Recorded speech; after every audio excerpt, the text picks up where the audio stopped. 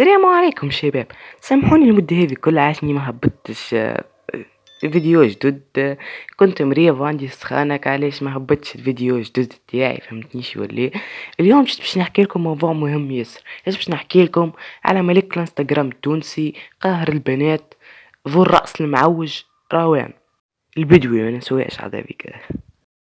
امس جاني النوم وليت مشيت باش نرقد، يا اخي وليت قلت خلي نحل التليفون على روحي، نحل الانستغرام، ويا ريتني ما حليته برجولي.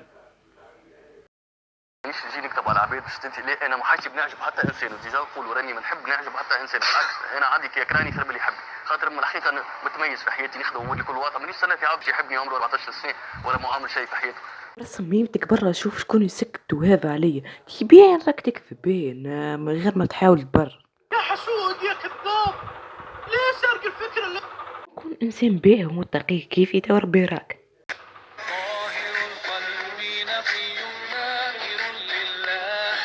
انا برجوليه خايف نكمل فيديو نكسر التليفون.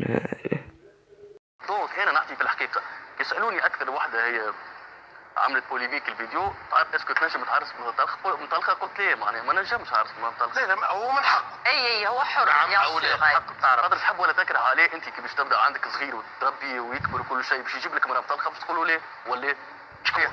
لا ما تخليش في العشره نتاعك. تنجم تكون لا تنجم تكون مرة صالحة ومرة طيبة عادي. انا كأم كيفاش مو اي بيان سور ما عنديش حتى مشكل، بالعكس شو يا اخي مرقه وصمت على شيء. تعرفوا حسيتهم من قبل يزلعوا فيه، خاصة انك عليه الشابي لخليله ربا قالوا.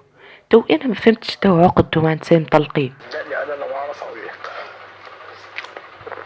انا ذات نفسي مش عارف صدق. هما مش جميع عليه الكوها تونس.